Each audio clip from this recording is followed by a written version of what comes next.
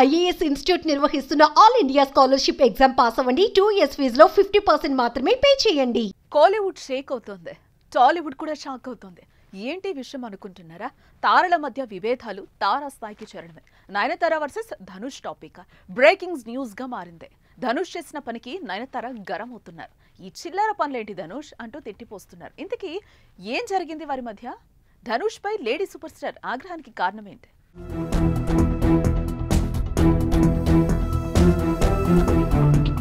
2022లో director Vignesh శివన్ను Nayanthara ప్రేమ పెళ్లి చేసుకున్నారు. వారి వివాహం చాలా గ్రాండ్ గాను జరిగింది. వారి అనుబంధానికి గుర్తుగా 2 పిల్లలు కూడా ఉన్నారు. అయితే నయనతార వ్యక్తిగత జీవితానికి సంబంధించి ఆసక్తికర విషయాలను నెట్ఫ్లిక్స్ లో Nayanthara beyond the fairy tale అనే పేరుతో ఒక డాక్యుమెంటరీ రానుంది.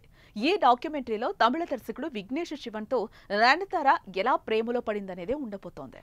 అనేక అడ్డంకులు సవాళ్లను దాటి ఈ డాక్యుమెంటరీ నవంబర్ 18 నుంచి స్ట్రీమింగ్ చేయనున్నారు.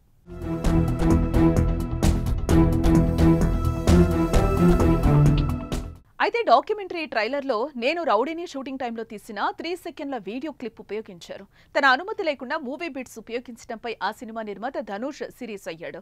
నయనతారకు లీగల్ నోటీసులు పంపించాడు. ఏకంగా 10 కోట్ల నష్టపరిహారం డిమాండ్ చేశాడు. గత కొన్ని రోజులుగా ఈ గొడవ నడుస్తూ వస్తోంది. ఇరువురి మధ్య రాజీ కుదరకపోవడంతో ఇప్పుడు నయన్ ఓపెన్ అయిపోయింది. ధనుష్ పై సంచలన ఆరోపణలు చేస్తూ ఇన్స్టా వేదికగా 3 పేజీల పోస్ట్ పెట్టి ధనుష్ ను తిట్టిపోసింది.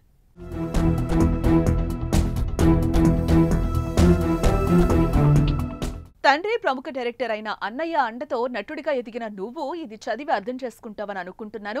సినీ రంగంలో ఎలాంటి బ్యాక్గ్రౌండ్ లేని ఒంటరి మహిళగా సవాళ్లతో కూడిన చిత్ర పరిశ్రమకొచ్చి కష్టపడి చిత్తశుద్ధితో ఈ స్థాయికి చేరుకున్నాను. నన్ను ప్రేమించే నా అభిమానులకు, సినీ పరిశ్రమకు నా ప్రయాణం గురించి బాగా తెలుసు.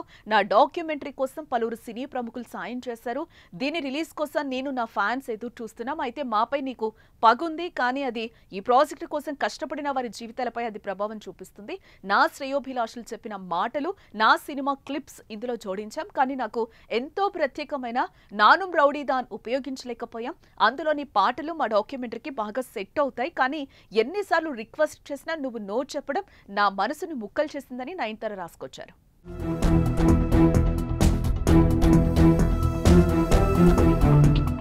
బిజినెస్ లెక్కల పరంగా కాపీరైట్ సమస్యలు వస్తాయని నువ్వు ఇలా చేస్తుంటావు అనుకోవచ్చు. కానీ చాలా కాలంగా మాపై పెంచుకున్న ద్వేషాన్ని ఇలా చూపించడం వల్ల మేము చాలా బాధపడాల్సి వస్తుంది. నానుం రౌడీ దాని షూటింగ్ టైంలో మేము మా మొబైల్స్తో తీసుకున్న వీడియోని ట్రైలర్లో 3 సెకండ్లు ఉపయోగించినందుకు నువ్వు 10 కోట్ల రూపాయల నష్టపరిహారం డిమాండ్ చేయడం చాలా దారుణం. నువ్వు ఇంతలా దిగుజారుతావు అనుకోలేదు. దీన్ని బట్టి నీ క్యారెక్టర్ ఏంటనేది అర్థమవుతుంది. నీ అభిమానుల ముందు బయట నువ్వు ఎంతలా నటిస్తున్నావో తెలుస్తుంది. మాతో మాత్రం అలా ప్రవర్తించుకో. సినిమా సెట్లో ఉన్న వాళ్ళందరి జీవితాన్ని శాసించే హక్కు నిర్మాతకుందా? డాక్యుమెంటరీ విషయంలో క్లిప్స్ వాడుకునేందుకు కోర్టు ద్వారా నోటీసులు పంపించుండొచ్చు. కానీ నీకు ఓ మనస్సాక్షి అనేది ఉంటుందిగా అంటూ ఫైర్ అయింది లేడీ సూపర్ స్టార్.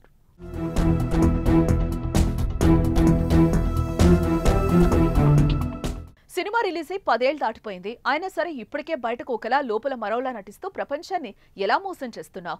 ఈ మూవీ గురించి అప్పట్లో నువ్వు చెప్పిన షాకింగ్ విషయాలు నేను ఇప్పటికీ ఏవీ మర్చిపోలేదు. నానుం రౌడీ దాని బ్లాక్ బస్టర్ హిట్ అవ్వడం నీ ఈగోని హర్ట్ చేసిందని నాకు తెలుసు. 2016 ఫిలింఫేర్ అవార్డు వేడుకలోనూ నీ అసంతృప్తిని బయటపెట్టావు. బిజినెస్ లెక్కలన్నీ పక్కన పెడితే పబ్లిక్ లో ఉన్న తోటి వ్యక్తుల జీవితాల్ని ఇబ్బంది పెట్టడం ఏమాత్రం సరికాదు.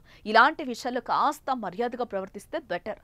తమిళనాడు ప్రజలు ఇలాంటి వాటిని సహిస్తారని అనుకోను.